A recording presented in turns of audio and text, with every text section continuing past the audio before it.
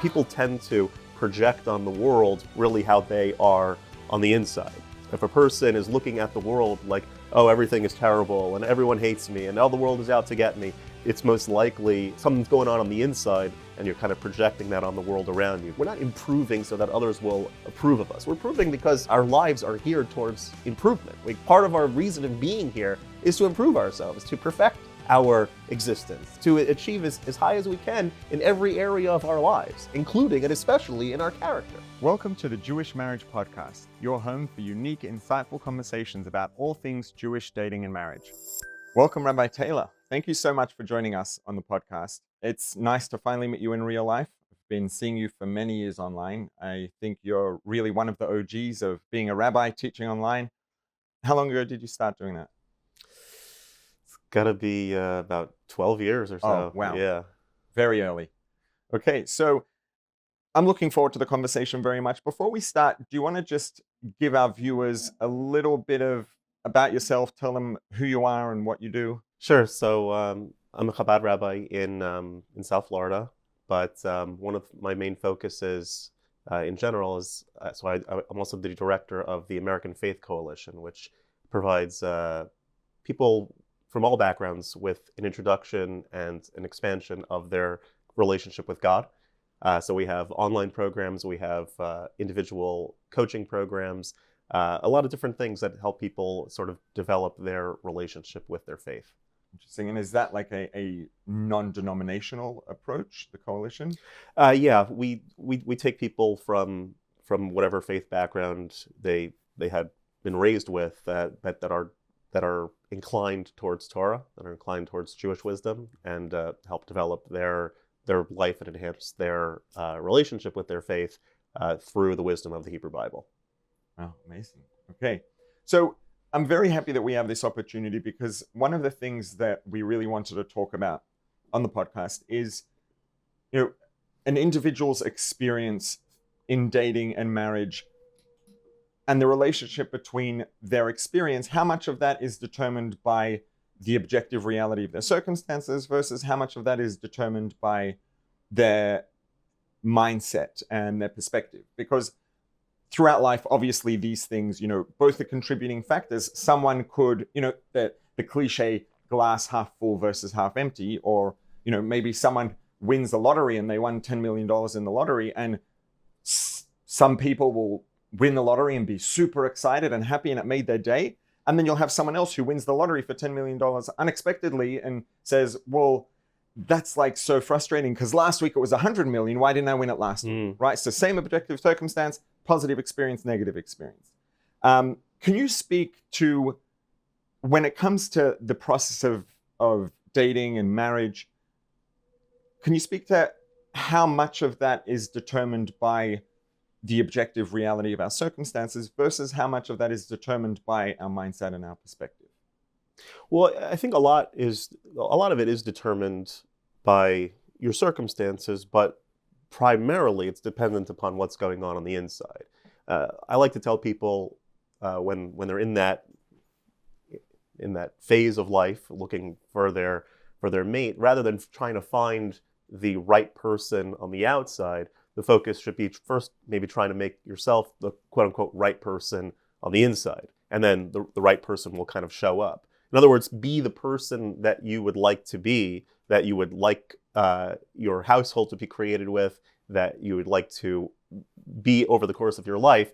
And the right person will sort of show up for you to link together with and make a family and do all the things that you want to do. So it does have to do a lot with shaping your own mindset, working on your own character, rather than whatever circumstances you happen to be falling in. Okay, so I am wondering whether maybe there are two different things involved in what you just mentioned, and it could be, or maybe not, depending on what you mean. You talk about, because you said towards the end of that, working on mindset and developing character. Right now, character, we could look at mindset and character as being maybe synonymous, but maybe they're two very different things. And perhaps working on character and becoming the person broadly that, we feel like we should be and would be the person that we're supposed to be, is there maybe somewhat of a a karmic aspect to that, and how that leads to, then taking that person that we're supposed to be into the relationship that we're supposed to have. And is there somewhat of that sort of karma aspect? And then is it a separate thing that there is the mindset aspect? And when we work on our mindset and perspective, just very practically, that puts us in a position in which we're going to recognize things in a way that's more accurate and makes sense and practical, rather than, maybe being in la la land or delusional. Well, I think the second thing that you mentioned is kind of the way that it works. That depending on how your mindset is, that will affect how your character will be shaped. So if you look at life in a particular way, you might realize, hey, the way that I act, my habits, my style doesn't really fall in sync with the mindset and the worldview that I'm supposed to be living with. I want to kind of shape myself to be more in line with this sort of mindset, being a more positive person, let's say, being more outgoing person, being more giving person, whatever those things may be. People tend to project on the world really how they are on the inside. So if a person is looking at the world like, oh, everything is terrible and everyone hates me and all the world is out to get me, that's most likely not the case. It's most likely something's going on the inside, and you're kind of projecting that on the world around you. So if I'm feeling like a mess inside, I'm going to view the world as a mess, and if I feel that I'm not where I want to be, I may look at the world as they're always out to get me. So the way that we kind of feel on the inside does have a correlation with how we view the world. So we want to get people in sync with where they are on the inside and how they're living their life. So would it be fair to say then that what you're suggesting is something along the lines of the fact that the primary focus should be on mindset, and part of the outcome of focusing on mindset is that will bring along character development with it, but that the outset is the primary thing but that the mindset is the primary thing that's really going to produce, or at least be a very powerful factor in producing a positive outcome in us moving forward in relationships, in dating and in marriage, rather than just being a means to an end to develop character, which will then lead us. Well, yeah. Let me. There's a story that I really like that I think may help kind of shape this conversation. So there's a story of a grandfather who was in his living room taking a nap on the couch, and his grandchildren were visiting, and they wanted to play a little joke. It was time for the grandfather to wake up, and they decided rather than just wake him up outright, they went into the refrigerator and they got a little canister of curdled cheese. It was beginning to stink a little bit, and they were going to go over to their grandfather and put it under his nose and wake him up like that. And so when they were bringing the cheese close to their grandfather's nose, they accidentally got a little too close, and a little bit of the curdled cheese went into the grandfather's nostrils, and the grandfather woke up and he was all confused, and the grandchildren they ran away and they were kind of laughing, and the grandfather, he's looking around, he stands up in his living room and he smells and he's, ugh, this room stinks. And he then walks into the dining room and he smells in the dining room, oh, the dining room stinks. And he walks into his bedroom, he's, oh, it stinks in here. And every room that he goes to, he says, oh, it just stinks. And he walks outside and he takes a deep breath and he says, the whole world stinks. Not realizing that the stinky stuff was inside of him. And I think that's the way that we kind of work a lot of times in our lives, is that when there's stinky stuff inside of us, we view the whole world as stinking.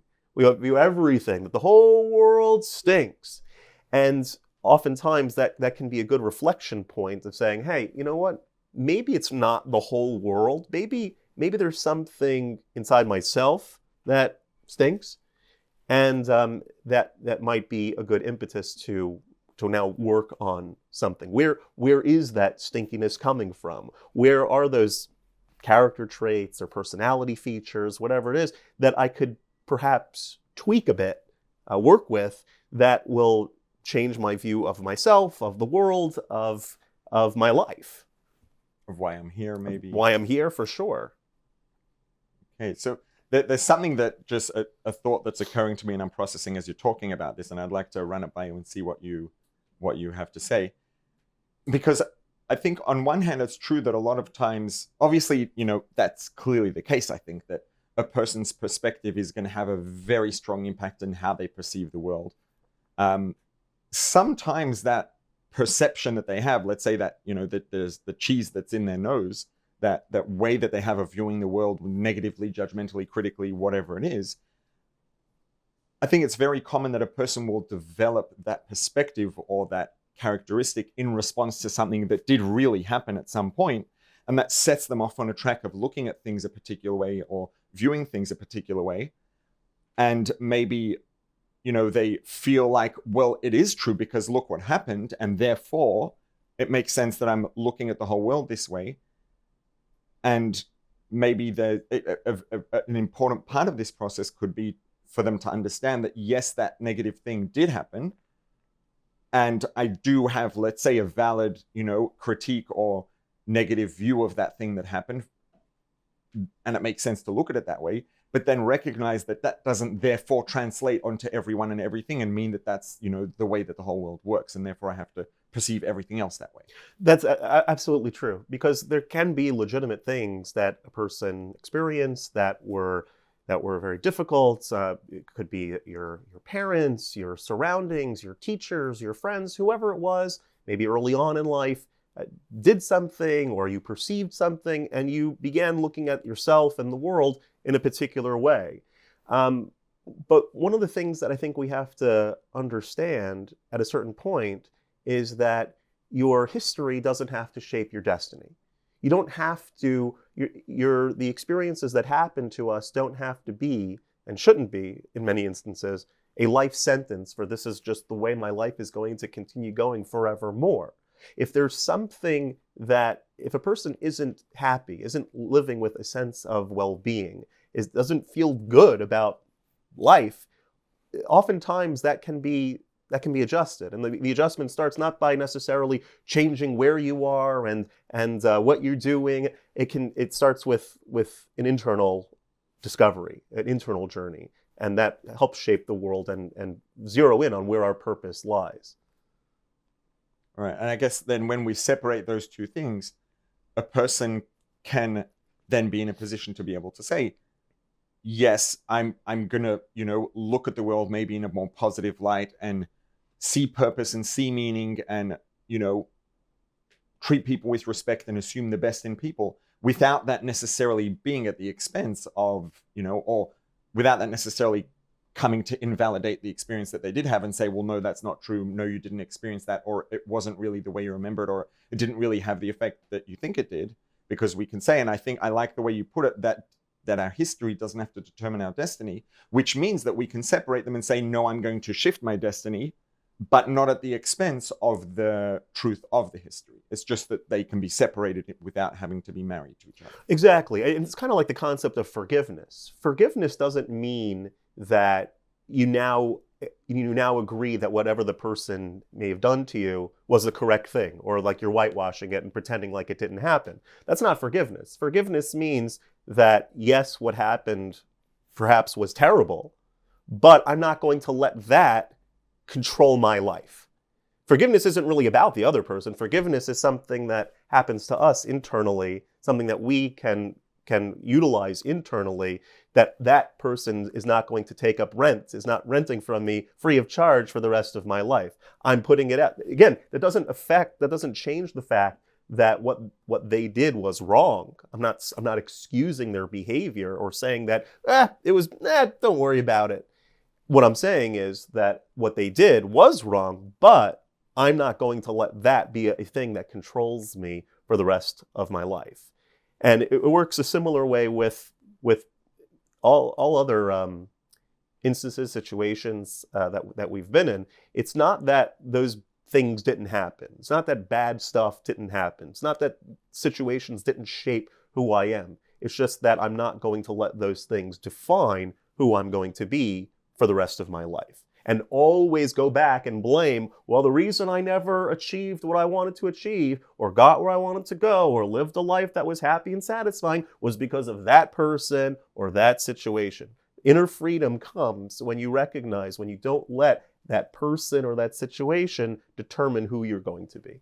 Right. And so I guess really what matters more than the reason this happened is or isn't because of that person is, okay, right now in this moment and going forward, right? Because that's really where we have the power to change. And coming back to, the starting point in this conversation is circumstances versus mindset.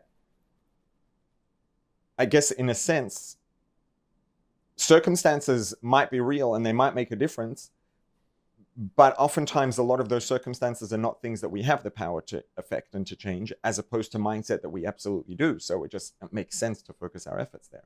Yeah, and I think it has what to do also with, you mentioned about that story with the lottery. Like a person can say, oh, well, I won $10 million, but last week it was $100 million. And so I'm not very excited about it. And that is very much a mindset thing. But we also have to remember that any problem, any situation that comes up, any challenge that we have, sometimes, in fact, all the time, it's not the challenge itself, it's not the problem itself that's the issue. It's the problem that I have with the problem. In other words, there's what's going on the outside and what's being processed and the way that I'm interpreting that on the inside. So it's not the problem per se, it's the problem I have with the problem. The whole concept of therapy kind of works like that as well, where we're not whitewashing the past. We're not trying to get rid of what happened and make you forget about it. It's understanding it in a different way, impacting you in a different way, looking at it in a different way that allows you to not be confined and held by it. So in a sense, maybe it's more the narrative that you attribute or associate with the problem rather than the actual problem itself. Correct. How am I interpreting what took place? And if I interpret it in one particular way, the same result, the same situation on the outside is going to produce a different result on the inside, right? So the guy with $10 million, if he's looking at the world as glass half empty, and he says, "Oh, I won $10 million, big deal. Last week it was $100 million. I wish I would have won then." All of us would be like, "What?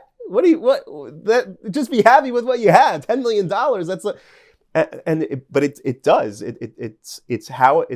it's not the amount, the value that changes, is how am I interpreting that value? How am I going to look at it? If I'm always looking at things in the negative, if I'm always seeing glasses half empty, I may need to do some soul searching and figure out how to be a little bit more grateful and a little bit more giving and understand certain things in my life in a different way. Okay, good. So can you talk maybe about some examples of what this sort of examples of a negative mindset that's going to hold someone back in the context of relationships, of dating, of pursuing marriage, of marriage itself? Like, what are some examples of maybe negative mindsets that are, common examples that are holding people back, and where they're not necessarily wrong, but maybe how those narratives could be rewritten to change, to set a person up to be more successful? Sure. Well, I mean, ego is something that gets in a lot of people's way.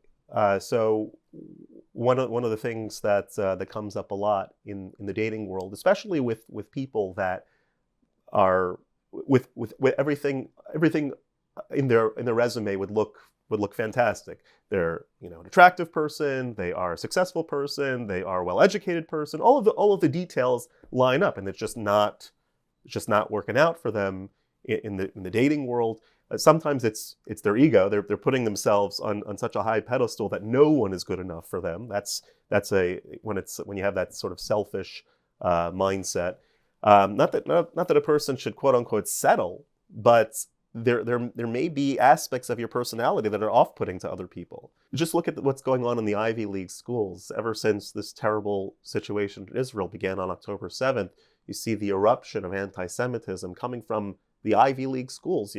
These places that are supposed to be the bastion of education, bastion of scholarship, the ones that we are looking at as the tolerance, of tolerance and acceptance and intelligence, the elite of the intellect can be morally bereft.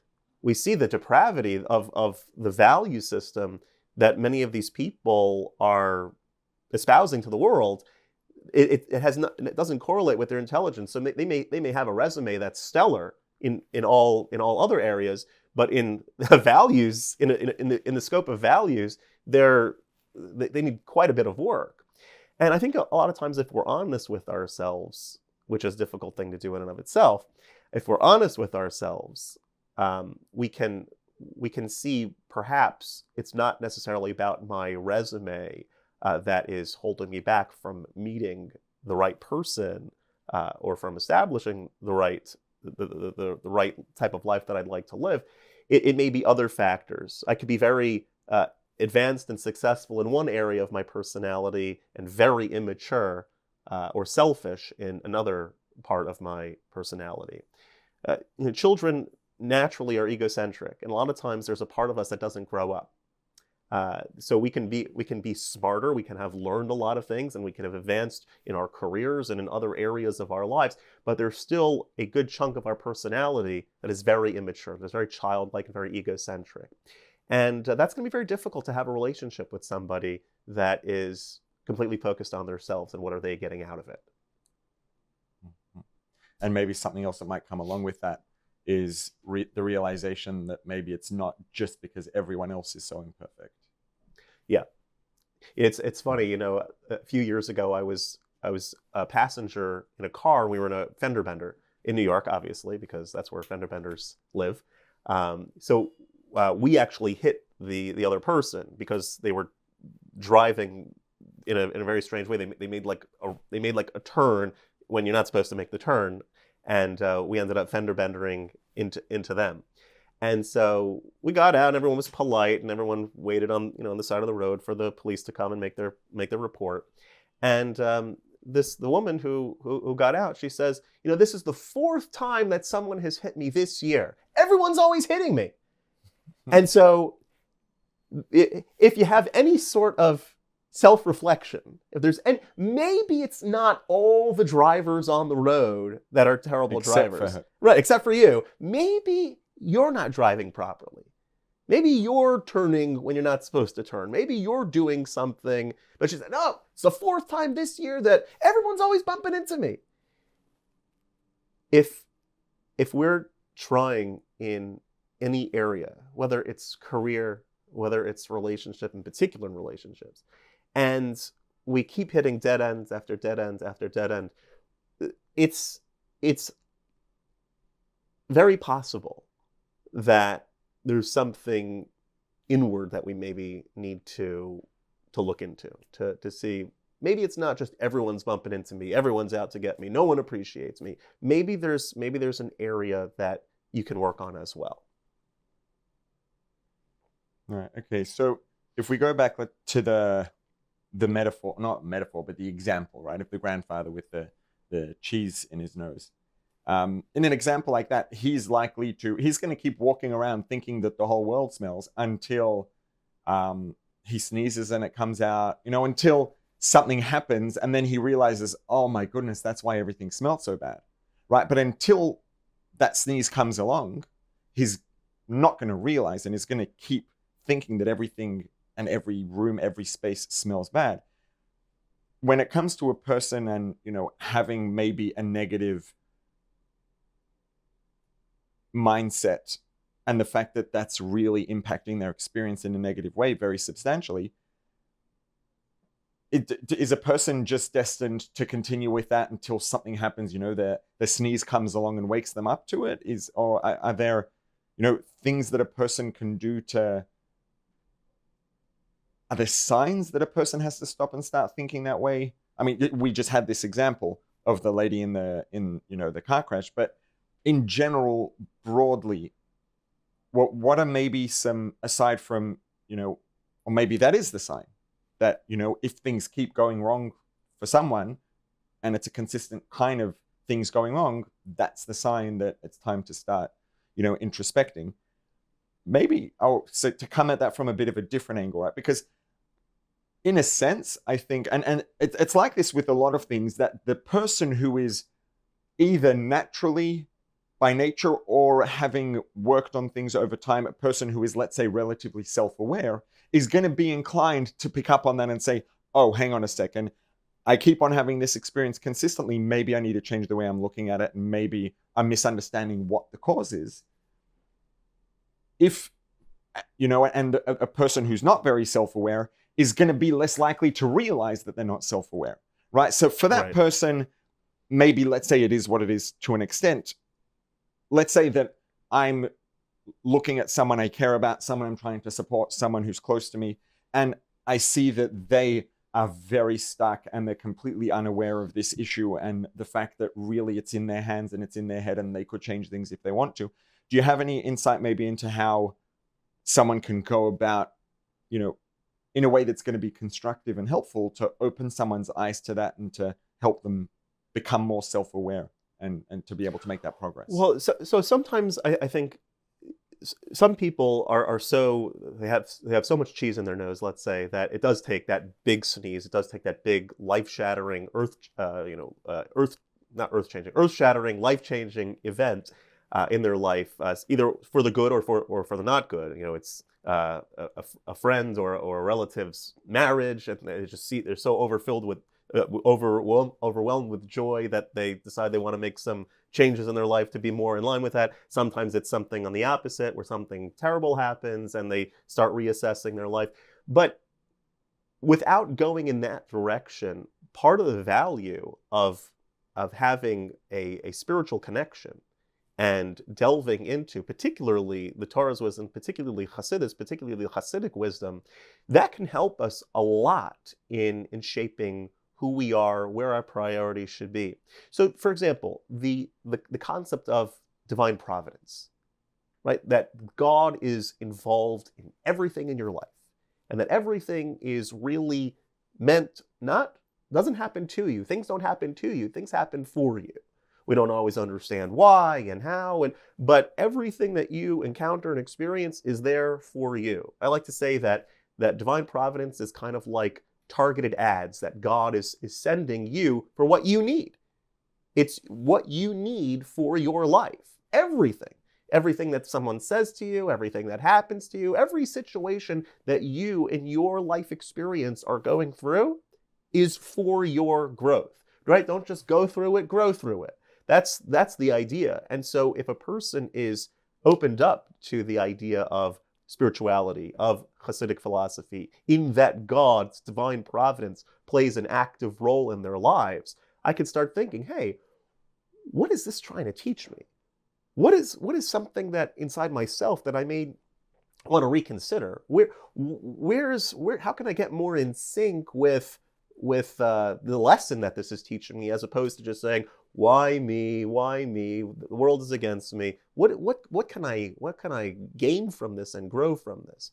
Sometimes it's hitting that wall, not with necessarily the earth-shattering event, but saying, hey, this is the way that I'm reacting to this doesn't feel right. This is not the way that it's supposed to be, and I may want to re-examine some things. Okay, so if someone, let's say, is becoming self-aware and they're starting to realize, oh, okay, now I see this flaw, now I see this shortcoming, now I realize why people haven't been finding me as interesting, as attractive as I would have expected them to, because I see that I have these flaws that I wasn't previously aware of. To what extent do those flaws and imperfections then mean that the person is less valuable than they had previously thought they were? Does that reduce their value as an individual? Oh, not at all. I mean, recognizing that there might be some areas and shortcomings is actually is something that helps you grow, and you're more. If anything, your value is enhanced. It's a very liberating experience to be able to acknowledge that you have shortcomings. Because the person that says, "I have no shortcomings," right? That's a person that's very emotionally and spiritually immature, because we all have them. And it's the acknowledgement of them that actually helps you grow and actually makes you, in the quality of your life, your contribution, the value increases because you've recognized that there are flaws and you recognize that there are areas that I need to work on. It's interesting that there are different things that are a part of ourselves, and it plays a role in relationships. I was telling someone about this the other day. Um, there are things in our lives that we can't change and that we shouldn't change. And then there are things in our lives that we can change and that we shouldn't change. And then the things that we can change and we should change. So things that we can't change and shouldn't change are the family we were born to, the place that we were born to. Like we can't change those things. Like we are who we are. We were born to the family, to the situation, to the society that we were born in. Can't change that. Then there are things that we said that we can change but shouldn't change. So those would be like people doing all sorts of maybe plastic surgeries to themselves. Many Jewish women are chopping their nose in 100 different pieces. So those are things that can be changed, but that maybe shouldn't be changed. Then there are things that can change and should change. Those are our character traits that, maybe need some work on them. What ends up happening usually, though, it's so interesting. The things that we can't change and we shouldn't change are the things that a lot of people focus on the most. They try to be something that they're not and create this whole background story of who they are and what they are and who they came from and where, and make themselves into something that they're not. And you can't change it. You are who you are. And they spend their whole life focusing on that area. But when it comes to the things that can change and should change, like our character traits, what did they say? Take me as I am. This is who I am. Like it or leave it, right? That's it. And so we all have to recognize that we have character traits that could use some adjusting. We have areas in our lives that we could we can enhance their value by exploring them in ourselves. And a truly valuable lesson for ourselves and for others. We're not improving so that others will approve of us. We're improving because our lives are geared towards improvement. Part of our reason of being here is to improve ourselves, to perfect our existence, to achieve as high as we can in every area of our lives, including and especially in our character, right? To make ourselves more connected, more altruistic, more focused on the things that are really important. It's not that, I want to improve myself because I want to find the right person. That's like, no, I need to improve myself because that part of my life is I need to improve myself. And I will find a person in my life who respects that I'm working on myself, respects the fact that that is willing to even journey with me depending upon what the situation is. That is something that only adds value to the relationship and only adds value to the person, for sure. Right. But, there's in a real relationship, when we envision, I think this is probably true for most people or everyone, when a person envisions their ideal relationship, it's, a relationship in which, the person chooses to be with me because of who I am. A person appreciates me because of who I am. No one wants to think, this person chose to be with me. Maybe some people do, but I think most people probably don't want to think, this person chose to spend their life with me because of this characteristic or because of this achievement or because of my wealth or because of any of those things.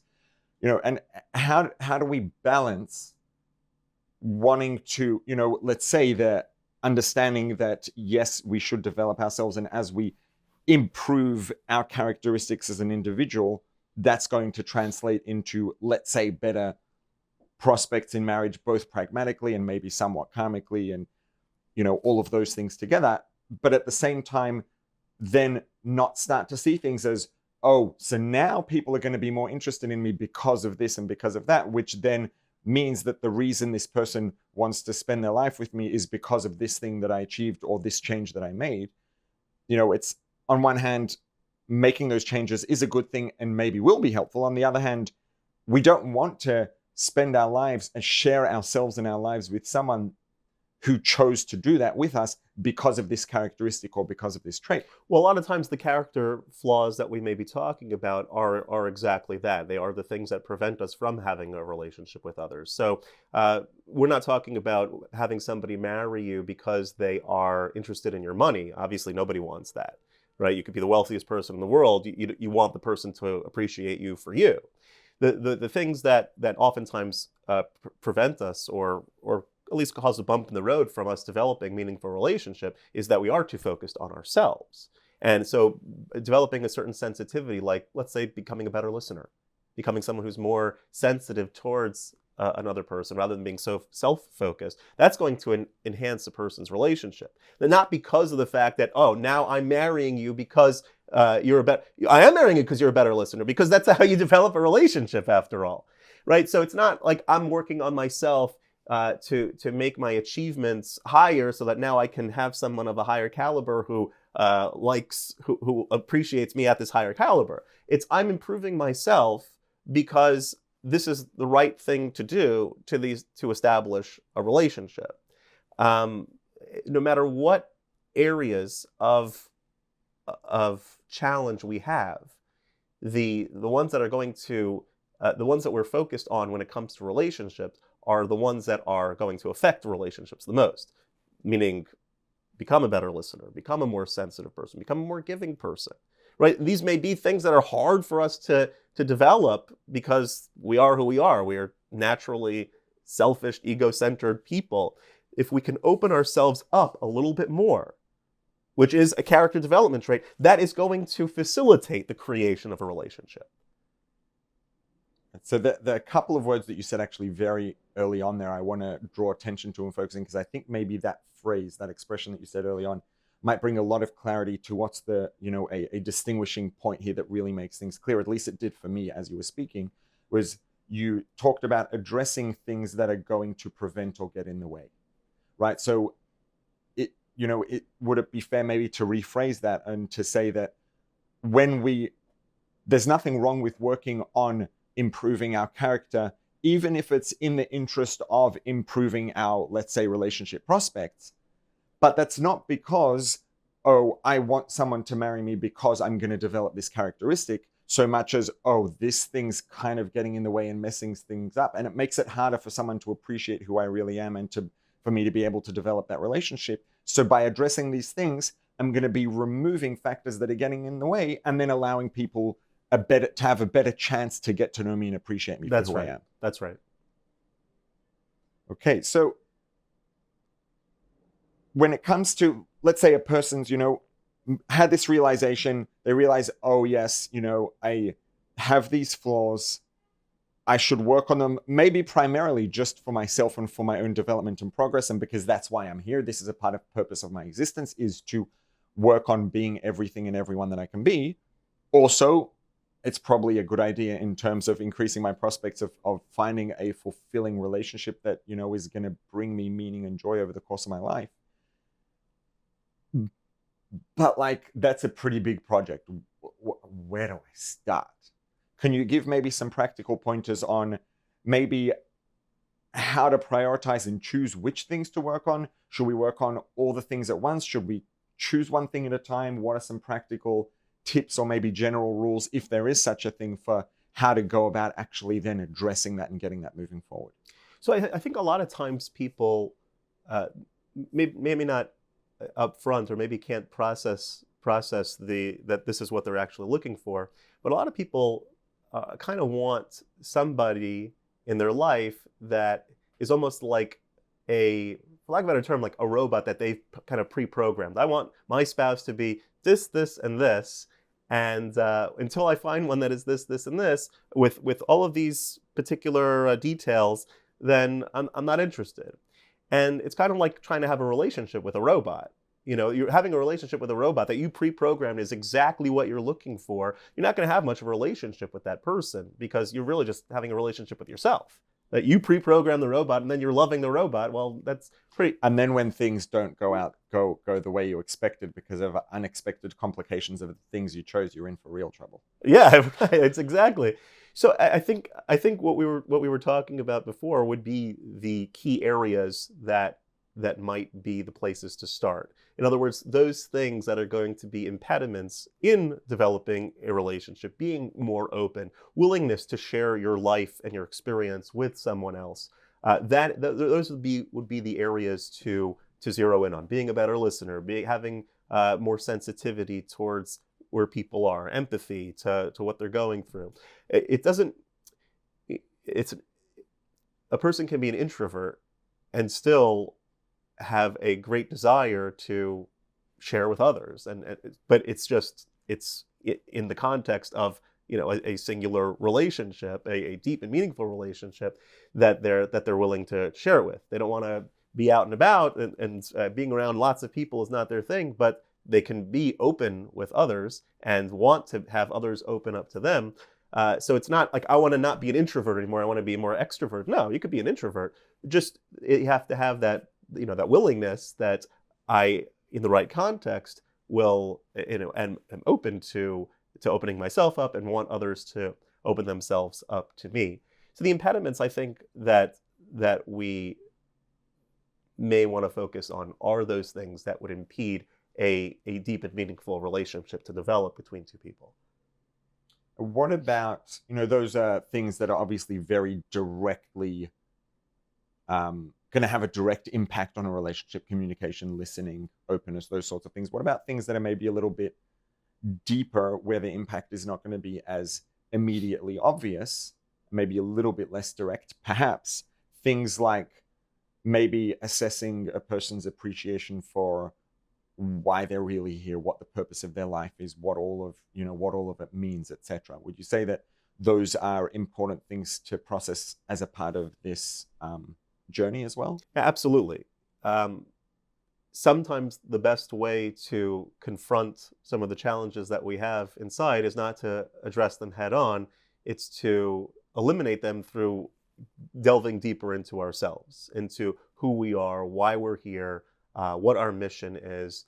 When we understand why we're here a bit more, a lot of these other challenges in the way kind of go away. It's like the little boy who comes to his parents and says that there's a monster under his bed, right? So there's really two ways that the parents can address the monster under the bed, right? What do? You either fight off the monster, or you chop the legs off the bed, and now the mattress is on the floor. There's no under the bed anymore, right? So sometimes rather than fighting our monsters inside directly, we could just we can ease the process, just chop off the bedposts, and now the mattress is on the floor, and now there's no demon. So if I can focus on the things that are really important in my life, and maybe delve a bit deeper into my spiritual self, the mission that I'm here for, my relationship with God, my relationship which then will filter into my relationship with others, that will help enhance some of the monsters under our bed that we don't have to fight off directly. It will just help us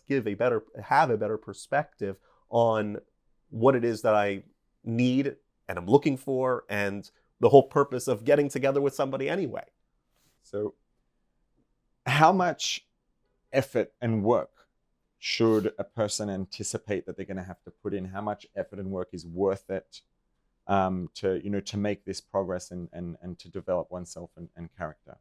I don't want to broad brush and say, well, you need exactly this amount. I think beginning the journey and sort of admitting that maybe it's time to delve deeper, that's the best start. And you'll grow with the process. And as you grow, your perspective of reality will broaden, and it'll open yourself up more for opportunities. Rather than saying, all right, this is my 6-month program, and by 6 months you're going to be, a new person, and you should be a new person. All right, and I guess there are a couple of things that you really achieve and shift the approach towards, and that is, number one is start the process, and then you'll find out how much effort it's going to take, right? And number two is, as you said right there, that as you work on it, you develop and you change, and your perspective changes, and the way you see things change. So even if you had, let's say, you could get hypothetically an exact diagnosis of the amount of effort it's going to take to do it, as you grow through that process, what that effort feels like to you is going to be different also. Right. So even if we could know exactly how much effort it's going to take, it's not really relevant at the beginning, because as you grow and achieve through that process, what that feels like will be different. That's right. One of the interesting places that we see that, like from a Torah perspective, is in the Garden of Eden story with Adam and Eve. So Adam and Eve, before they sinned, our tradition teaches that they saw from one end of the earth to the other end of the earth, meaning they had a completely objective perspective of reality.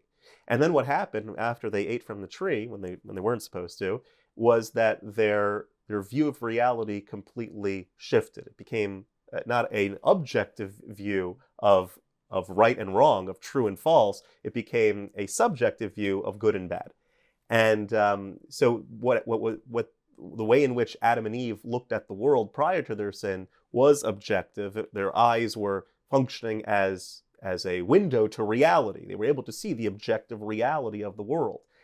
Post sin, their eyes didn't function as a window anymore. They focused as a mirror, and everything that they saw in the world was a reflection of themselves.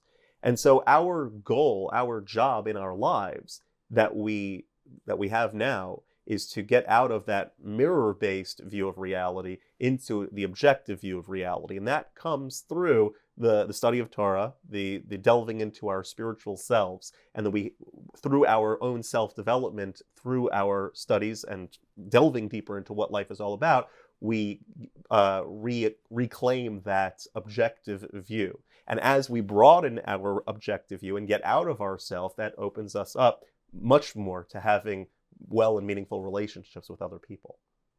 If, let's say that we have a person who's, become sort of more self-aware and says, I realize, I have these things that I should work on and make progress. And they've tried and they've tried and they've tried. And it's like, it's like, imagine the grandfather realizes, oh my goodness, there's this rotten cheese stuck in my nose, and trying to sneeze it out and blow it out and tweezers and Q-tips, and it can't get it out, right? Someone's tried and tried and they're just stuck and not making any progress. Do you have any maybe advice, suggestions for a person who's feeling that stuck about how they can go about maybe getting unstuck? I think it really depends on what the nature of the issue is. I'm a big proponent of therapy. That people, if that is the nature, if it's something impeding in their life in such in an extreme sort of way, or really kind of getting in the way of them getting to where they want to be. If something has a large effect on your life, you may want to consider seeing a therapist, or a coach, or someone that can be helpful in helping you along the way. The idea is we want to be open to methods that are out there that may be helpful. Developing our spiritual life may be something also that would be helpful. If they've tried maybe one therapist and it hasn't worked, maybe perhaps try a different one. If they tried developing their spiritual self with one rabbi or one synagogue, maybe try a different one. What about sometimes could it even just be like a really good friend that you can be open with? Absolutely. Just maybe someone outside of yourself to give that objective look? That is certainly an option. The main thing is to have an objective person that cares about you and cares about your life and your situation and is there to help. And lives outside your head. And it lives outside your head. But also, you want someone with the knowledge as well to be able to give proper advice, or to identify things. That is not. You want someone that's objective, and that can often be with a friend, but also that depends on what your friend circle looks like as well. Right. So the main thing is, yes, having an objective outside party. One of the most valuable lessons I think that we have in Judaism that is so neglected, I would say, in American society in particular, is having a mentor for yourself. That every person, Pirkei Avos, the ethics of our fathers, teaches, the Rebbe encouraged so often that a person needs to find for themselves a mentor. Not only someone that they can ask their religious questions to, but someone that is an objective third party that you can talk to about the real stuff in life. And we neglect that. We say, "Oh, I can handle myself. I don't want to I don't want to admit that I have any flaws. I don't want to admit that I have any challenges or whatever." We all have them, and we all need someone to talk to. And so mentors aren't just for millionaires who want to become billionaires. That's right. Okay, amazing. So that was, I think, a lot of insight. I'm still digesting that myself. I want to just finish up with one last question. And this is sort of the question that we end off with every episode. If you had to pick your single favorite or most important piece of advice for people as it pertains to dating and or marriage, what would that piece of advice be? I think the most valuable advice for all of us to know as individuals is that you are a human being created in the image of God, and that God created you, hand select you for a purpose in this world, and that no one else in human history, and not in past, present, or future, can contribute to the world what you contribute. You are special, you are blessed, you are given a particular life mission and purpose that no one else can do. And the more we get attuned with what that purpose is, the more we can sort of discover what it is that I personally contribute to this world, it becomes a lot easier to find who a partner to do that with would be. So it's not really, and this I guess goes back to your general approach throughout the conversation, is it's not necessarily about advice for dating and marriage specifically, it's advice for life that's going to have a tremendous impact on dating and marriage. Right. It's if I can know my mission a bit better, then it becomes, I have a more objective view of who can journey on that mission with me. Right, and also, I guess, have the confidence that comes along with the fact that there is a unique mission and something that's irreplaceable, etc. Absolutely. Amazing. Thank you so much.